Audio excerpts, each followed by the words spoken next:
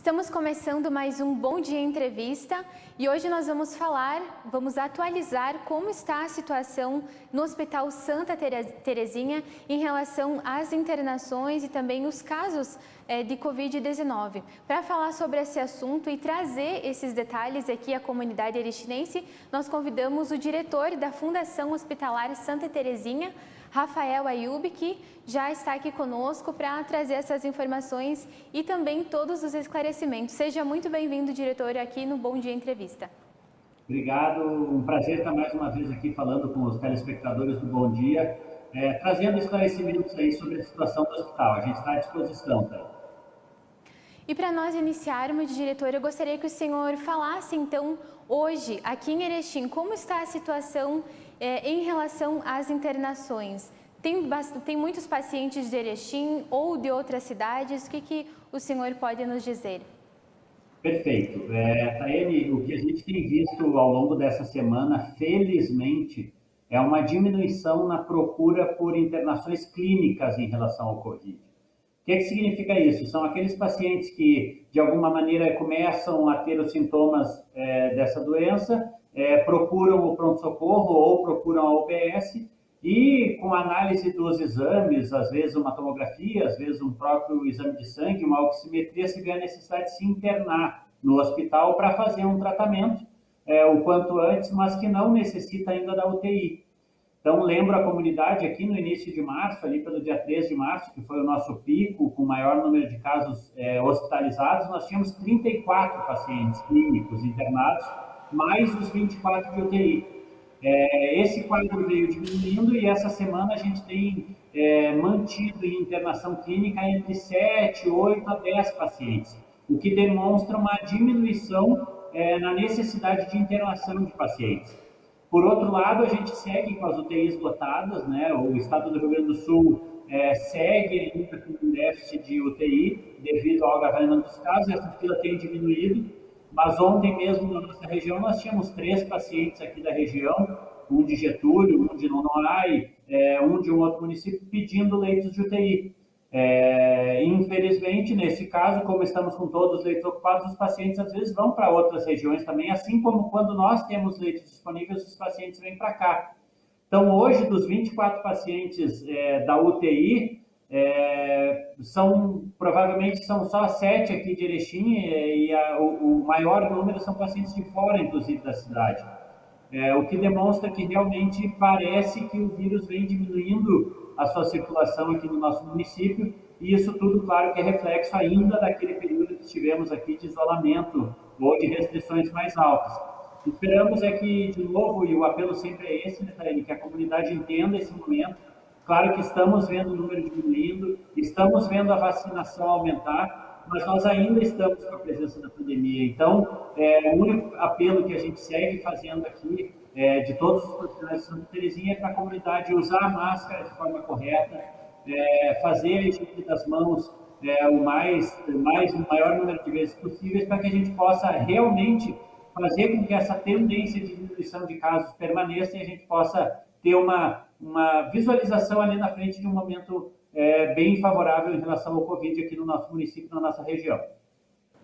Diretor, e em relação aos medicamentos, nós acompanhávamos até a semana passada, os 2 hospitais eles estavam com faltas de alguns medicamentos para realizar a sedação do paciente. E depois também nós acompanhamos até que o hospital acabou recebendo alguns desses medicamentos, né? E agora, como é que está a situação?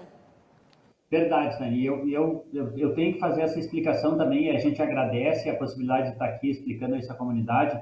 É óbvio que em nenhum momento o interesse do gestor ou de qualquer hospital seja de colocar mais medo na população. Não, muito pelo contrário. Quando a gente é bastante transparente para alertar que está na iminência de faltar medicamentos, é justamente para que a gente consiga mobilizar ainda mais os nossos superiores políticos, digamos assim, Estado e governo federal, e também a nossa comunidade.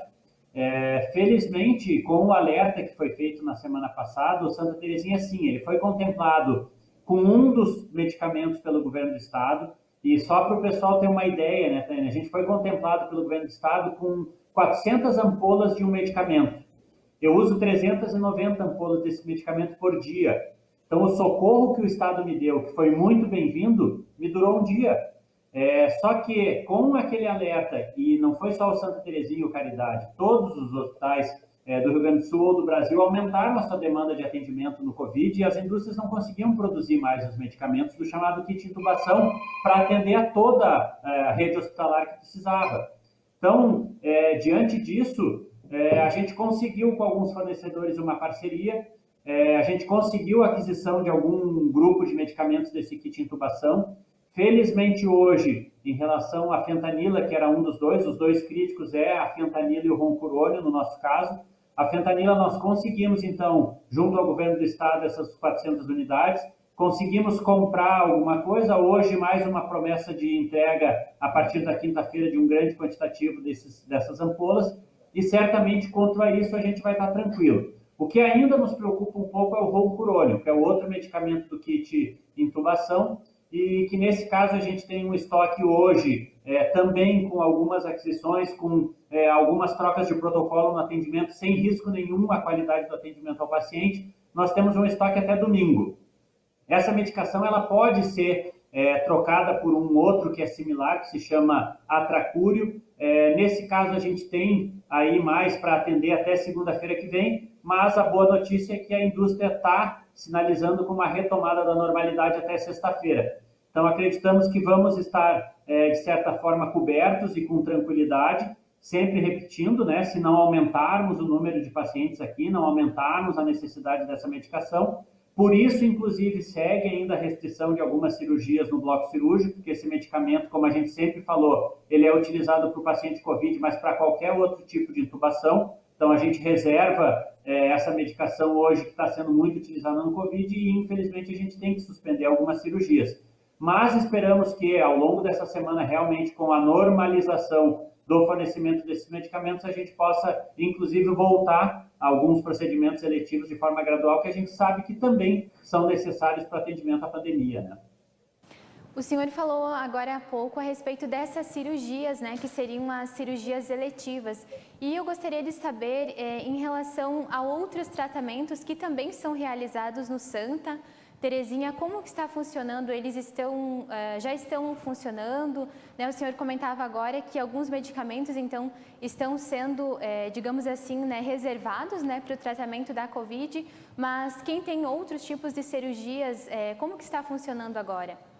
Na verdade, a gente nunca parou as cirurgias de urgência e emergência, né? Essas não tem como a gente parar. Então, também a gente reserva um saldo desses medicamentos para essas necessidades, porque seguem acontecendo acidentes, seguem acontecendo outras patologias que necessitam de uma intervenção urgente. Então, a gente também tem uma reserva para esse tipo de cirurgia. Mas as eletivas, que são aquelas classificadas como cirurgias que podem esperar um tempo a mais, sem causar risco de vida ao paciente, infelizmente essas a gente ainda está segurando. Em relação a atendimento ambulatorial, a gente tem retornado aos poucos alguma questão pontual de algumas especialidades, como a cardiologia, a oftalmologia, a oncologia, que não parou em nenhum momento, né? A gente sim teve que adaptar e diminuir talvez o fluxo de pacientes aqui, até para não expor os pacientes a um risco de Covid. Talvez o maior impacto que se viu frente à comunidade foi justamente nos atendimentos ambulatoriais e retornos da traumato-ortopedia, inclusive. Por quê? Porque a área de acesso desses pacientes é a mesma aqui no hospital, é o pronto-socorro. E a gente não pode correr o risco de juntar pacientes que não tenham suspeita nenhuma de Covid, no caso dos pacientes de traumato, com pacientes que possam ter a doença, porque vão estar no mesmo ambiente. E a gente, como é referência para muitos municípios, né? O que acontece geralmente? Os pacientes, mesmo que a gente agende horário, os pacientes todos chegam juntos de manhã. E aí estava causando uma aglomeração no nosso pronto-socorro. Então, nós tivemos que suspender alguns atendimentos eletivos. Com a diminuição agora da procura, isso se sustentando e realmente a gente vendo cada vez menos casos acessando aqui o hospital para internação clínica, provavelmente na semana que vem a gente volte já a retomar de forma gradual alguns atendimentos desse formato e até cirurgias.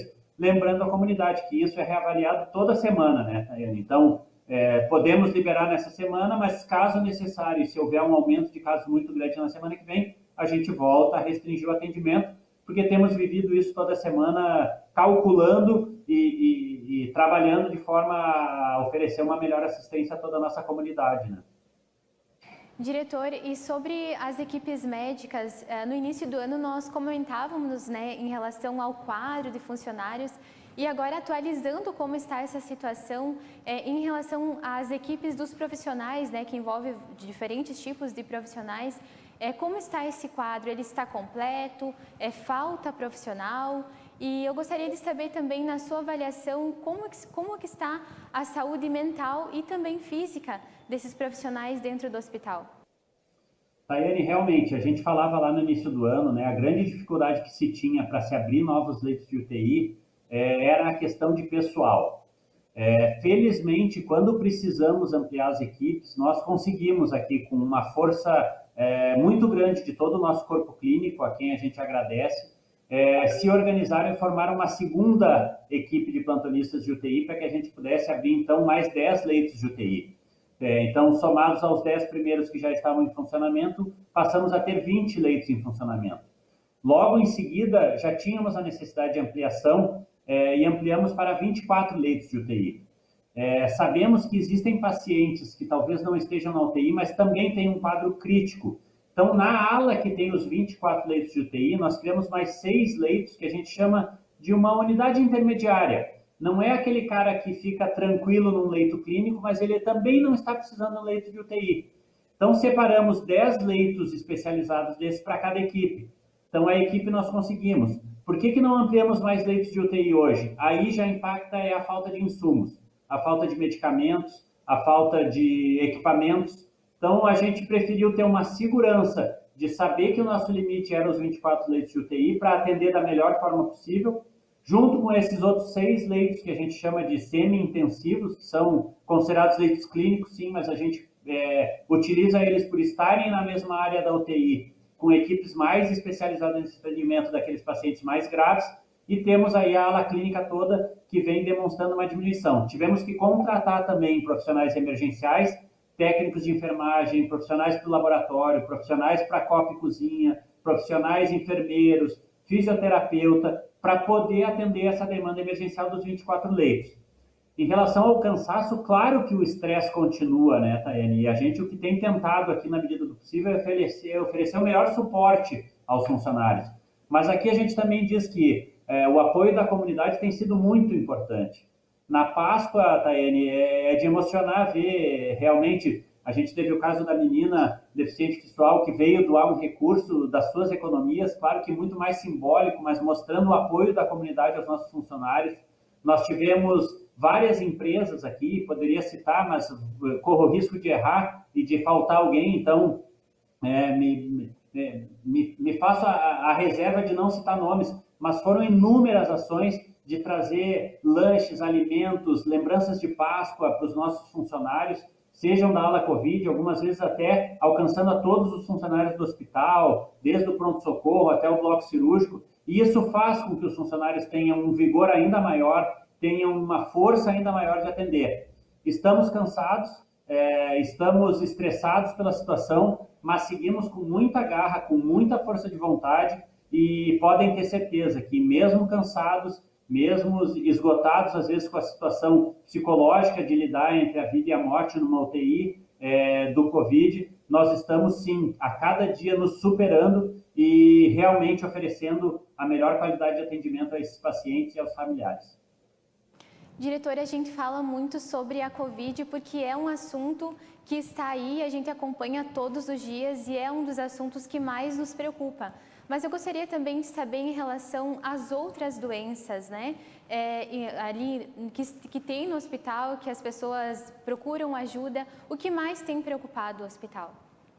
Na verdade, Tânia, o que a gente tem geralmente uma demanda grande dos pacientes oncológicos, né? É um paciente que a gente tem muito cuidado, que a gente sempre cumpriu com todos os parâmetros que o INCA exige para nós. O INCA é o Departamento Nacional, né, que trata da oncologia. Existem portarias que dizem que o paciente do primeiro atendimento até o primeiro procedimento de tratamento, seja cirúrgico ou químico, não pode passar de 60 dias. O nosso prazo é bem menor do que esse. Então, nós conseguimos seguir atendendo mesmo durante a pandemia. Tomamos alguns cuidados de diminuir o número de pacientes atendidos por dia, mas seguimos atendendo. O que tem preocupado do ponto de vista da saúde pública, não só o hospital, como a secretaria, o prefeito, todo mundo tem trabalhado nisso, é em relação à dengue, né? Nós temos visto um aumento muito grande do número de atendimentos relativos à dengue, inclusive com necessidade de internações.